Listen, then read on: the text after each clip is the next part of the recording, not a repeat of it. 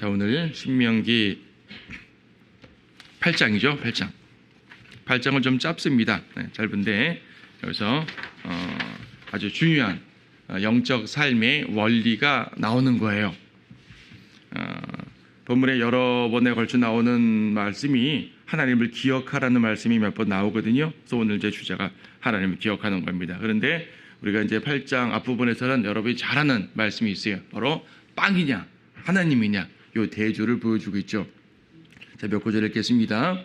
내가 오늘 네게 명령하는 모든 계명들을 너희는 지켜 행하라. 그리하면 너희가 살고 번성하며 주께서 너희의 조상에게 약속하신 그 땅에 들어가서 그것을 차지하리라.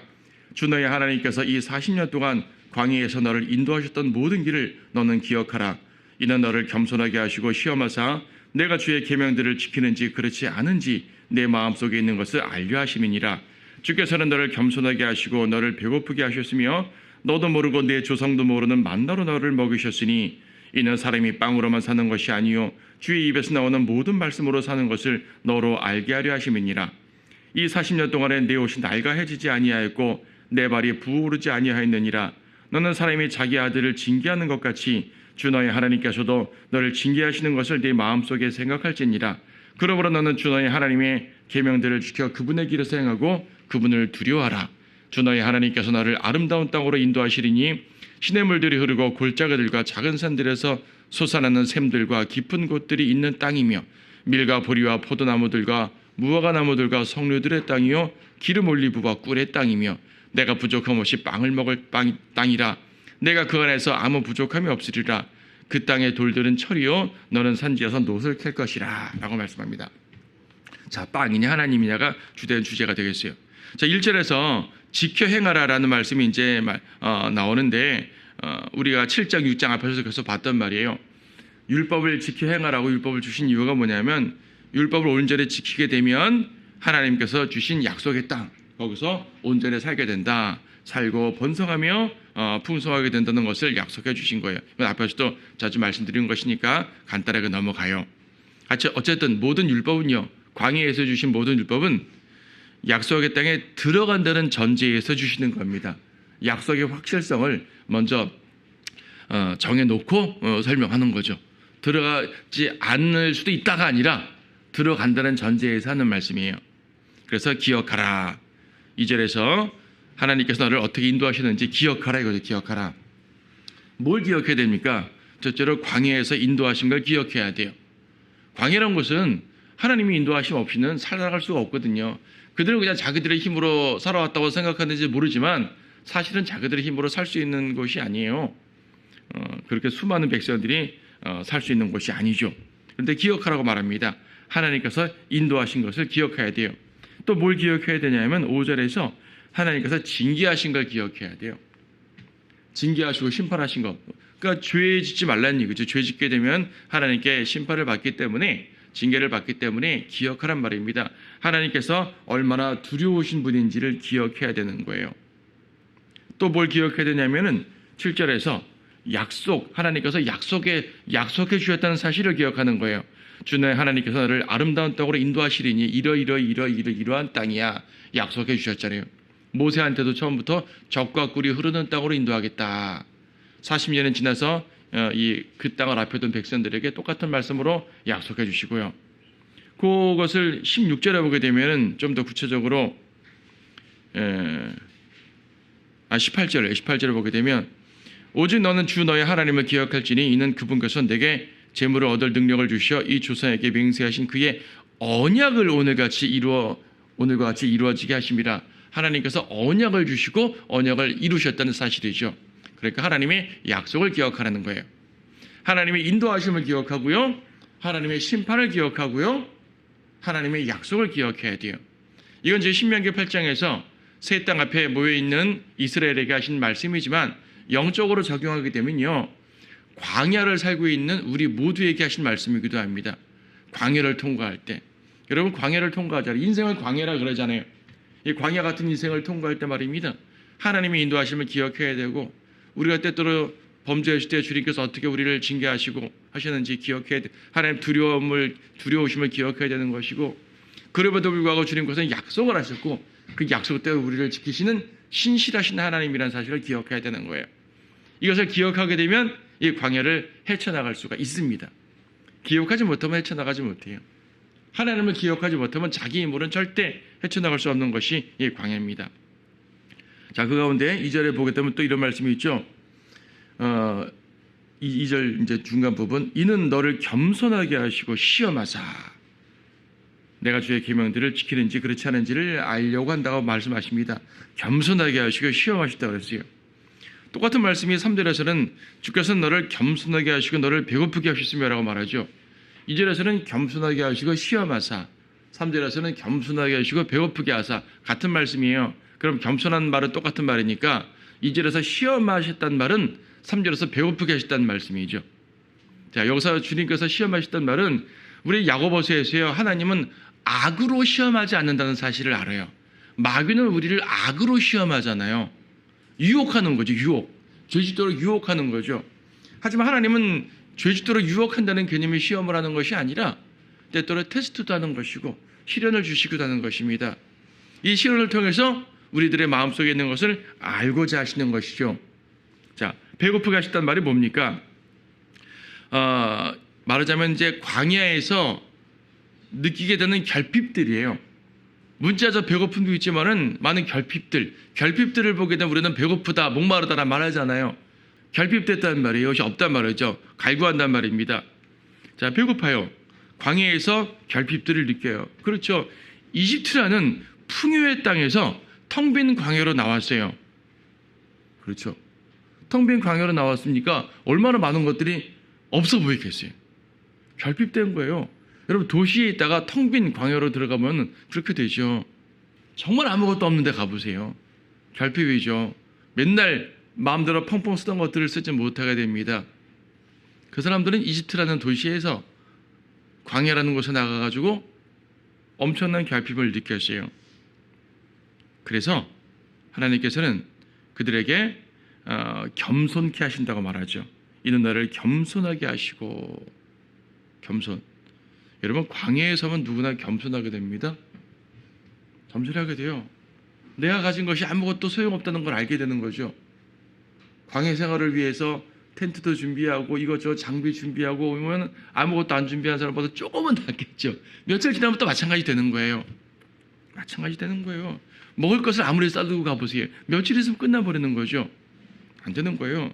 광야에 서면 누구나 겸허하게 돼요. 왜? 믿지 않는 사람들도 그런 말 하잖아요. 대자연 앞에 서게 되면 인간은 겸손해진다. 뭐 이게 대자연이라 말하면 되겠습니까? 이 하나님의 피조물, 한갓 피조물들 앞에서도 우리가 겸허해지게 되는데 말입니다. 광야에서 얼마나 겸손해지겠어요. 그런데 주님께서 우리를 겸손하게 하시는 거란 말입니다. 왜 광야에 서면 겸손해지냐면 과거의 풍요가 덧없다는 걸 알게 되는 겁니다. 그런데 보세요. 이들은 정말 과거에 풍요했을까요? 노예였는데? 그렇죠? 노예였어요. 풍요하지 않았어요. 풍요로운 환경에서 살았지만 자기는 노예예요. 그렇죠?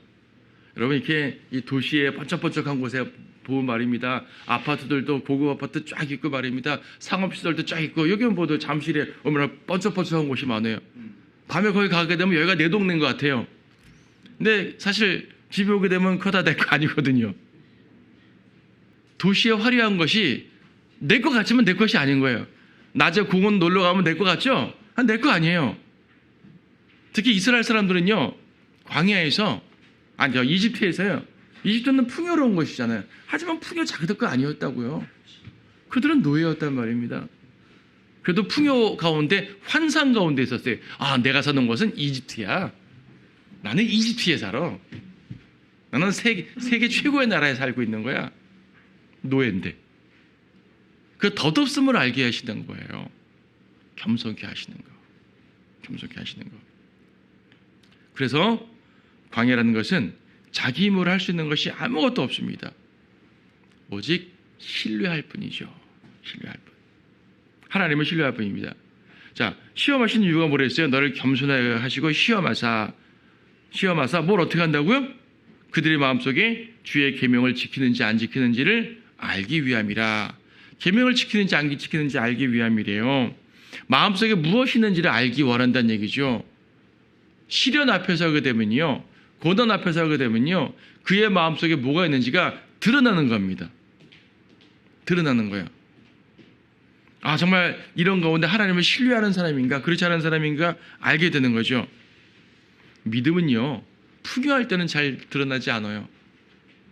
결핍의 때 드러나게 됩니다. 경제적으로 결핍하든지, 가족에 뭐가 문제가 생기든지, 뭐 마음이 공허하든지, 그렇죠? 뭔가가 결핍될 때 그의 믿음이 드러나게 돼 있어요. 신앙이 드러나게 돼 있어요. 풍요로울 땐 잘 모른다니까요. 다 그냥 형제님 자매님 없어 즐겁게 지낸다니까요. 다 자기일 것 같다니까요. 하지만 결핍을 느끼게 되면은 그의 본 모습이 등장하는 거죠. 아, 내가 이렇게 하나님을 신뢰하지 못하는 사람이었던가 스스로도 깨닫게 되면서 가슴을 치게 되는 일이 생기는 겁니다. 그래서 평상시에 말씀을 더욱더 가까이 하고 주님을 신뢰하고 이런 훈련들을 해야 되는 겁니다. 시련의 때가 오기 전에 내가 주님 안에서 온전하게 믿음을 굳게 지킬 수 있도록 말씀의 훈련들, 말씀을 꾸준히 그 경건의 훈련들을 통해 가지고 하나님을 신뢰하는 것을 우리가 훈련을 해야 되는 거예요. 자, 3절에서는 이렇게 하시는 이유가 뭐라고 그랬어요? 이는 사람이 빵으로만 사는 것이 아니요 주의 입에서 나오는 모든 말씀으로 사는 것을 너로 알게 하려 하심이라. 사람이 빵으로만 사는 게 아니래요. 빵이냐 말씀이냐. 오해하시면 안 됩니다. 그 빵을 위해 사는 거 잘못됐단 말입니까? 그건 아니죠. 우리가 먹고 살기 위해서 일하는 거잖아요. 여러분 직장 생활하고 뭐 사업하고 뭐 학생들은 공부하고 왜 하는 거예요? 먹고 살려고 하는 거죠. 어떻게 안 먹고 살아요? 돈 벌어야죠. 이게 나쁘단 말입니까? 나쁘단 말 아니죠. 아, 왜 하나님은 극단적으로 빵과 하나님을 대조시킵니까? 빵을 먹으면서 하나님 삼을 수 있잖아요. 둘 다 양립하면 안 됩니까? 예, 당연히 둘 다 양립해도 되죠. 여러분들은 빵을 풍요롭게 먹으면서 주님 섬기잖아요. 제가 잘못됐나요? 그게 잘못됐다는 말 아니에요. 하지만 때때로 주님께서는 선택의 순간을 우리에게 요구할 때가 있습니다. 선택의 순간을 요구할 때 있어요. 이 선택의 순간, 지금은 굳이 선택할 필요가 없는, 당연히 풍요로우니까 관계없다 할지라도 정말 선택의 순간에 왔을 때 빵에 손을 놓고 하나님을 손을 잡을 수 있느냐라고 말하는 거죠. 마태복음에서 주님께서는요, 재물이냐 하나님이냐를 선택하라고 하셨어요. 이 말을 극단적으로 오해해가지고 그럼 하나님 있는 사람들은 재물은 손도 대지 말고 돈도 벌지 말고 맨날 가난하게 살아야 된다는 것인가? 그런 말이 아니잖아요. 우리는 성실하게 일해서 부를 창출하는 것은 건전한 거예요. 불성실하게 유행을 바라면서 부를 창출하는 거 잘못된 거지. 성실한 노동으로 부를 창출하는 것은 그건 뭐 정당한 거죠. 나쁜 것이 아니죠. 이건 그런 걸 말하는 것이 아니란 말입니다. 건전한 노동을 나쁘다 말하는 것이 아닙니다. 그런 말이 아니에요. 뭡니까? 여기서는요, 말씀으로 살아야 된다는 것을 강조하고 있어요. 말씀으로 산다는 것이 뭐죠? 말씀을 지켜야 산다는 말이에요. 자, 빵이냐 말씀이냐 해가지고 나는 돈 안 벌고 성경책만 보겠다 이런 말 아니잖아요. 나는 말씀을 선택했어, 말씀만 보겠어가 아니라 말씀을 선택했다면 말씀을 따르라는 거예요. 말씀을 지키라는 것이에요. 말씀을 행하라는 것이에요. 자, 보세요. 이거는 광야의 특수성을 보여주는 겁니다. 여러분, 광야에서 빵을 위해 일할 수 있는 환경이 되었습니까? 이스라엘 사람들이? 없죠. 어차피 그들은 광야에서는요, 빵을 위해 일할 수 있는 것이 없었어요. 대신 그들의 살고 죽는 문제는 말씀에 순종하는 것이었었어요. 말씀에 순종하면 살고 그렇지 못하면 죽었어요. 주님 말씀하셨잖아요. 너도 모르고 네 조상도 모르는 만나로 너를 먹으셨으니. 만나를 먹으신 이유가 빵으로 사는 것이 아니라 말씀으로 사는 거다라고 알려주시는 거란 말입니다. 광야에서는 굶어 죽은 사람이 아무도 없었어요. 먹는 것 때문에 죽은 사람이 없다는 얘기죠. 대신 뭐 때문에 죽었어요? 죄 때문에 죽었죠. 반역 때문에 죽었죠. 불순종 때문에 죽었잖아요. 지금 하나님께서는 먹고 입는 것이 아무것도 부족함이 없다고 말씀하셨습니다. 3절에서는 만나를 먹으셨다 그랬죠. 4절에서는 이 40년 동안 내 옷이 낡아해지지도 않았고 내 발에 부어오르지도 아니하였다 그래요. 예. 정말 먹고 입는 문제에 있어서는 다 주님이 인도하셨습니다. 그럼 백성들이 할 일은 뭐죠? 빵을 위해 일하는 것이 아니라 말씀에 순종하는 거예요. 사람은 먹지 못해 죽는 게 아니에요. 아담과 이브는 먹지 못해 죽은 것이 아니었습니다. 오히려 먹어서 죽었죠. 먹지 말라는 뭔가를 먹어서 죽은 거예요. 말씀에 불순종해서 죽은 것입니다. 사람들은 말하죠. 말씀이 밥 먹어집니까? 아니요. 말씀은 생명을 좌지우지하는 겁니다. 말씀을 지키지 않으면 생명이 위태로울 수도 있는 거예요. 위협하는 게 아닙니다. 위협하는 것이 아니에요. 말씀을 온전히 순종할 때 하나님께서 그에게 얼마나 복 주시는지, 말씀을 거절하고 주님께 반역하고 죄 가운데 있을 때 하나님께서 그를 어떻게 무섭게 징책할 수 있는지, 이걸 보는 거예요. 말씀은요, 말씀을 지키는 것은요, 생과 사의 문제입니다. 여러분이 살아가는 문제입니다. 생존의 문제예요. 먹는 것이 생존의 문제가 아니라 하나님의 말씀을 어떻게 청종하느냐가 생존의 문제라는 사실을 기억해야 돼요. 왜 사람들이 멸망합니까? 죄 때문에 죽는 거예요. 죄 때문에 멸망하는 거예요. 죄 때문에 전쟁이 나는 거라고요. 죄 때문에 세상이 파괴되는 거라고요. 하나님 말씀을 지키지 않기 때문에 그렇게 되는 거라고요. 하나님 말씀에 순종하고 불순종하는 문제는 나 개인의 삶이 아니라 이 사회, 국가, 더 나아가 온 세상의 생존의 문제입니다, 사실은. 근데 말씀이 중요하지 않다고요? 빵보다 중요하지 않다고요? 더 중요해요. 이 사실을 우리는 분명하게 알아야 됩니다. 자, 5절에서는 너는 사람이 자기 아들을 징계하는 것 같이 주내 하나님께서 너를 징계하시는 것을 네 마음속에 생각할지니라. 징계는 하긴 하시지만 어떻게 징계하냐 하면 타인을 악인을 벌하듯이 징계한다는 말이 아니라 아들을 징계하듯이 징계한다. 무슨 말이죠? 사랑으로 징계하는 겁니다. 징계를 하셔도 사랑으로 하십니다. 여러분, 하나님의 백성이잖아요. 하나님 자녀잖아요. 우리가 죄 짓게 되면 징계하십니다. 하지만 타인을 치는 방식으로 징계하지 않습니다. 원수를 치는 방식으로 징계하지 않습니다. 사랑하는 자녀를 회초리 치는 마음으로 징계하시는 거예요. 그러니까 주님께서 우리를 보시는 징계하시고 이끄시는 모습 중에 하나죠. 어쨌든 말씀에 순종하면 어떻게 된다고요? 7절 8절에서 아름다운 땅으로 인도하신다는데 그 땅을 구체적으로 설명했어요. 모세에게는 처음에 부르실 때는 젖과 꿀이 흐르는 땅 정도로만 말씀하셨는데 구체적으로 다 말씀해 주시는 거죠. 시냇 물들이 흐르고 골짜기들과 작은 산들에서 솟아나는 샘들, 깊은 곳들에 있는 땅. 여러분, 광야에 있는 백성들이 이 말씀을 상상해 보세요. 광야에 있어요. 샘물들이 솟아나요? 골짜기들이 있어요? 산들에서 시냇물 솟아나는 샘, 깊은 곳들이 있는 땅, 밀과 보리와 포도나무들과 무화과 나무들과 석류들의 땅, 기름 올리브와 꿀의 땅, 이런 땅. 너무나 구체적으로 주시는 땅 아닙니까? 구체적으로 설명하시죠. 말씀에 순종하면 그런 땅을 준다는 얘기입니다. 이스라엘 백성에게 말씀에 순종하면 그런 땅을 주시고 말씀에 순종하지 않으면 그런 땅 안 줘. 그 땅 들어가서도 쫓겨나 라고 말씀하시는 거예요.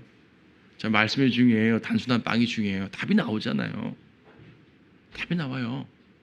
이 분명한 답 앞에서 백성들은 무엇을 선택해야 되는 것인가, 이것을 보여주는 거죠. 그래서 예수님께서 광야에서 시험 받으실 때 첫 번째 시험 내용이 이거잖아요.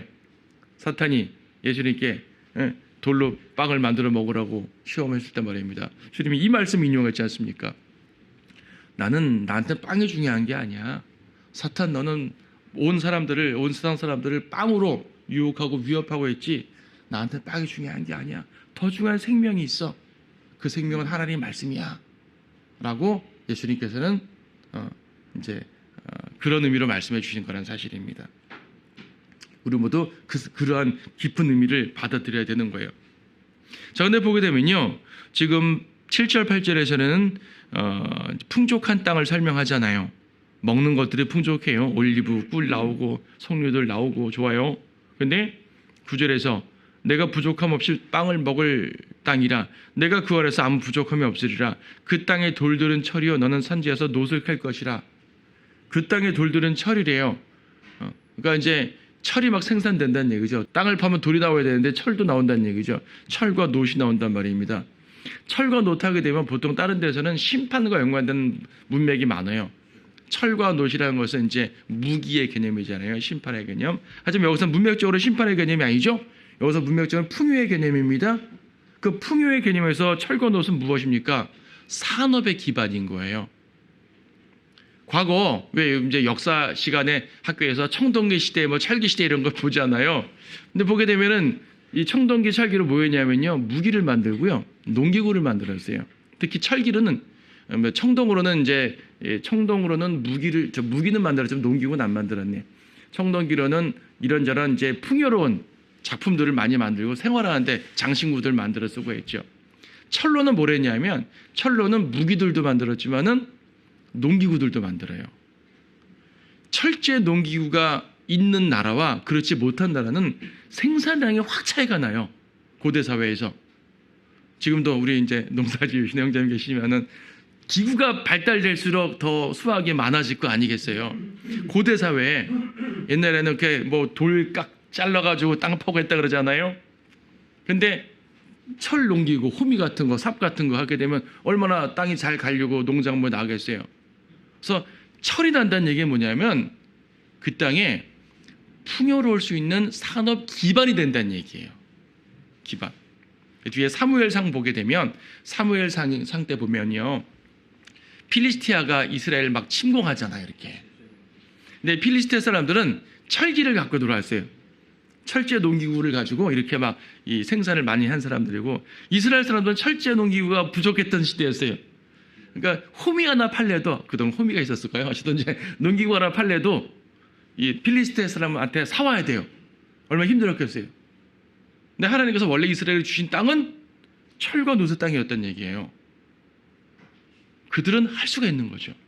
여호수아가 그 땅에 들어갔을 때도, 그 땅을 이제 정복할 때도요, 그 땅에 철제 무기들, 철병거를 가진 족속들이 있어가지고 정복하기 힘들었다는 표현이 나오죠. 근데 가서 정복했습니다. 자, 하나님께서 함께 하시니까 이러한 모든 것들도 이길 수가 있을 뿐 아니라 그들은 그곳에서 이런 산업 기반들을 만들어낼 수가 있는 거죠. 자, 차이가 있어요. 하나님께서 복을 주시는 것은 동일하지만 광야에서 복을 주시는 방식과 새 땅에서 복을 주시는 방식이 차이가 나요. 광야에서 복을 주시는 방식은, 광야에서는 철과 놋을 캔단 말 안 했잖아요. 광야에서는 그냥 먹을 걸 주시는 거예요. 1차적인 복이죠. 빵을 직접, 만나를 직접 주셨잖아요. 광야에서는 하나님께서 직접 주시는 것이었고, 그 다음에 새 땅에서는 그들이 일해서 먹을 수 있도록 힘과 기반을 주시는 거죠. 하지만 둘 모두 하나님이 주시는 복이에요. 근데 사람들은 생각할 수 있죠. 하늘에서 만나가 직접 내리는 것은 이거 하나님이 주시는 게 맞죠. 근데 내가 힘들어서 힘들게 땀 흘려가지고 생산해서 먹고 살게 되면 이거 하나님이 하신 것이 아니라 내가 한 거야, 내 힘이야, 이렇게 오해할 수 있잖아요. 아니요. 하나님께서 그 땅에 철과 놋을 주셨으니까 힘 써가지고 농기구를 만들 수 있는 것이었었어요. 하나님께서 그에게 건강을 주셨기 때문에 일할 수 있는 것이었었어요. 하나님께서 그에게 지혜를 주시기 때문에 이런 것 저런 걸 만들고 할 수 있는 것이란 말입니다. 하나님께서 그에게 주변의 사회 속에서 도울 자들을 두셨기 때문에 내가 잘 나갈 수가 있는 겁니다. 내 힘으로 잘 나가는 거 아니에요. 내 주변을 돕는 사람이 있죠. 하나님께서 여러분에게 기회들을 주신 거 아니겠습니까?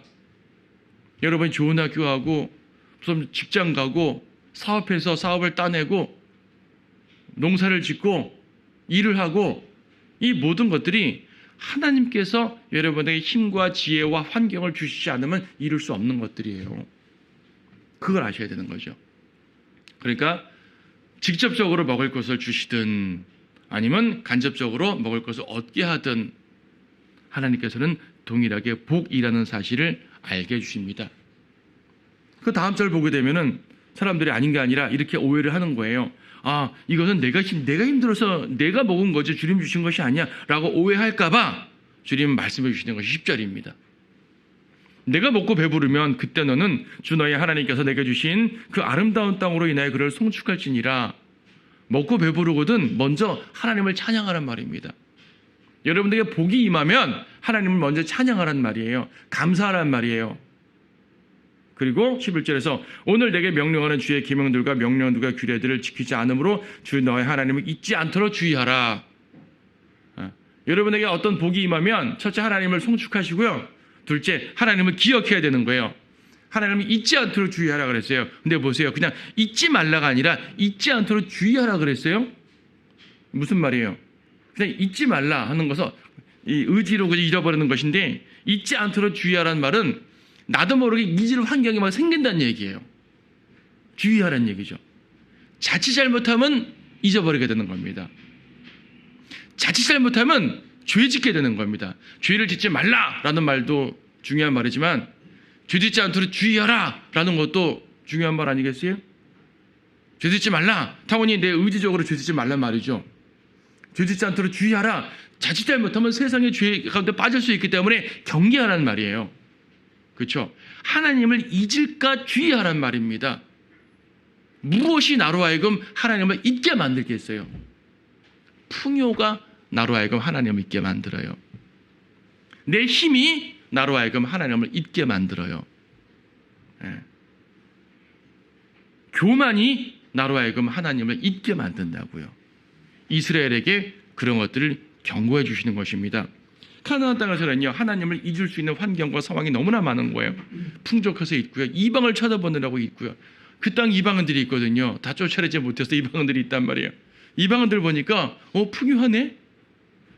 우리는 사신됐던 광야에서 유목민으로 살았는데 옷도 변변치 않게 입고 말이에요. 신발도 변변치 않고 이렇게 왔는데 기껏해 양젓이나 먹고 살았고 만나만 먹고 살았는데 이 사람들 풍요롭게 먹고 사네요. 올리브 기름을 먹고 살고 말이에요. 석류를 먹고 살고 과일을 먹고 살고. 야, 신기하다. 도대체 이들은 왜 이렇게 풍요하게 먹고 살지? 가만 보니까 저들은 바알신을 섬기네요. 바알신은 태양신이래네요. 자연 폭풍의 신이래네요. 자연과 태양에게 경배드리고 하니까 복을 주는구나. 태양과 자연이 복을 주는구나. 그래서 저들은 풍족하구나. 우리 여호와 하나님 믿었더니 광야생활 뭐야? 이방을 보니까 이 사람들이 쉽게 말해 컬처 쇼크를 받아버리는 거예요. 문화 충격을 받는 거죠. 그게 아니라는 겁니다.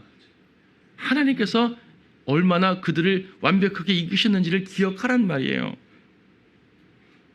그래서 이런 모든 요소들이, 환경적 요소들이 하나님을 잊을 수 있는 상황이 많이 되기 때문에 잊지 않도록 주의하라. 여러분이 세상 가운데 있으면 하나님을 잊을 수 있는 요소가 많이 생기기 때문에 주의하라. 세상에 잘 나가는 사람들 보게 되면 나도 저렇게 하면 좋지 않을까 생각할 수 있기 때문에 주의하라. 그렇죠? 세상의 쾌락들 보게 되면 나도 즐기고 싶은 생각 들기 때문에 주의하라. 이거예요. 하나님을 안 믿는 사람들 잘 사는구나. 그런 생각하지 않도록 주의하란 말이에요. 말씀을 읽고, 구약이니까 율법이라는 표현하는 거죠. 우리에게는 율법이라는 표현 대신 하나님 말씀 자체라고 인식을 하면 될 거 아니겠어요? 하나님의 말씀을 지키는 거예요. 주님이 나에게 주신 명령들을 지키는 거예요. 하나님의 뜻을 지키는 거라고요. 가장 큰 요소가 교만입니다. 14절. 내 마음이 높아져서 이집트 땅에서 너를 인도해내신 주 너의 하나님을 내가 잊어버릴까 함이라. 교만하면 하나님을 잊습니다. 그래서 교만하지 않도록 하나님께서 어떤 민족을 택하셨던 것이에요. 7장 7절. 바로 앞에 7장 7절. 주께서 그분의 사랑을 너희 위에 두시고 너희를 택하신 것은 너희가 다른 민족들보다 수가 많음이 아니라 너희가 모든 민족 중에 가장 적기 때문이니라. 그들이 많기 때문이 아니라 적기 때문에 선택하셨어요. 그들이 아주 이집트처럼 바빌론처럼 히타이트 제국처럼 막강한 민족이기 때문에 선택한 것이 아니라 나약하고 작은 민족이기 때문에 선택한 거예요. 아니, 민족도 아니었죠. 아브라함 개인을 선택했으니까요. 이집트에서 노예를 선택했으니까요. 그렇게 선택하신 이유는 하나님의 막강하심, 하나님의 전능하심을 드러내 주시기 위한 겁니다. 그들이 잘난 거 아니라고요. 15절에서 주께서는 너로 크고 두려운 광야를 지나도록 인도하셨다 그랬습니다. 광야가 어떤 곳이에요? 불뱀들, 전갈, 가뭄, 물이 없는 곳. 이런 곳이 광야예요. 근데 여러분, 이스라엘 백성이 광야에서 전갈, 가뭄 이런 것 때문에 고생했단 말 들어본 적 있어요? 딱 한 번, 불뱀 때문에 고생한 적 딱 한 번 있었어요. 민수기 21장에서 불뱀에 물려 죽은 사건이 있었죠. 이것이 광야의 위험 속에서 그냥 일반 노출이 아니라 이것은 그들이 범죄하였기 때문에 심판으로 보낸 불뱀이었죠. 이 경우 이외에는 40년 동안 광야에서 불뱀과 전갈 이런 것들이 그들에게 해가 되지 않았어요. 광야에 이스라엘이 갔던 그 길목 말이에요. 이스라엘이 지나갔던 곳에 그러면 불뱀도 뭐 전갈도 뭐 아무것도 없는 곳이기 때문에, 좋은 곳이기 때문에 없는, 그런 것들이 없는 거예요? 아니잖아요. 그곳이 잘 닦여놓은 도시이기 때문에 그런 것들이 없는 거예요? 아니잖아요. 평상시에 많은 곳이에요. 근데 그들은 한 번도 전갈에 물렸단 말이 없어요. 왜? 하나님께서 완벽하게 보호해 주셨기 때문에. 광야는 안전한 곳이 아닙니다. 위험한 곳이에요. 근데 성도에게는 안전해요. 광야가 좋은 땅이라서가 아닙니다. 광야는 거친 땅이고 힘든 땅이지만 이스라엘에게는 안전했어요. 여러분, 세상은 거친 곳입니다. 거친 곳이잖아요. 요즘에 우리나라 얼마나 어지럽습니까? 거친 곳이에요. 힘든 곳입니다. 근데요, 성도에게는 안전한 곳이에요. 왠지 아세요? 주님이 보호하시기 때문에. 우리가 찬송 불렀잖아요. 주 날개 밑 내가 편한 내 그 안에. 주 날개 안에만 있으면 세상이 어떻게 동요해도 여러분은 안전할 수가 있는 거예요. 어떠한 광야에서도 여러분들은 불뱀과 전갈과 가뭄을 걱정할 필요가 없는 거죠. 주님이 완벽한 보호가 있다는 사실을 기억하란 말을 해요. 그래서 주님을 기억하라고 말하는 겁니다. 16절에서 주께서는 광야에서 내 조상이 알지 못하는 광야로 너를 먹으셨으며 이는 주께서 너를 겸손하게 하시고 시험하시오. 아까 똑같은 말 반복됐네요. 2절에서 겸손하게 하시고 시험하시오. 2절에서는 내 마음속에 있는 걸 알려하심이라 그랬는데 여기 16절에서는요. 종국에 가서는 내게 선을 행하게 하심이라. 겸손하게 하시고 시험하게 하시는 목적이 뭐라고요? 선을 행하려 하시는 거예요. 우리에게 선하게 선대하시려는 것이란 말입니다. 하나님은 말씀은요, 통제가 목적이 아니라 복을 주시는 게 목적이에요. 그래서 언약을 기억하라고 말합니다. 기억하지 않으면 멸망할 것이다. 19절 20절 멸망할 것이다. 어떻게 멸망하는가? 20절 주께서 너희 면질에서 멸하신 민족들 같이 멸망합니다. 그냥 멸망이 아니라 주께서 멸하신 민족들 같이 멸망한단 말이에요. 하나님 말씀 지키지 않으면 이방은 취급하시겠다는 말이에요. 이방은 취급하시겠다고. 그렇죠? 그래서 우리가 더욱더 하나님의 성도로서 하나님의 말씀을 얼마나 더 굳게 지켜야 되는지를 깊이 생각하고 주님을 따르는 우리 모두가 되도록 하십시다.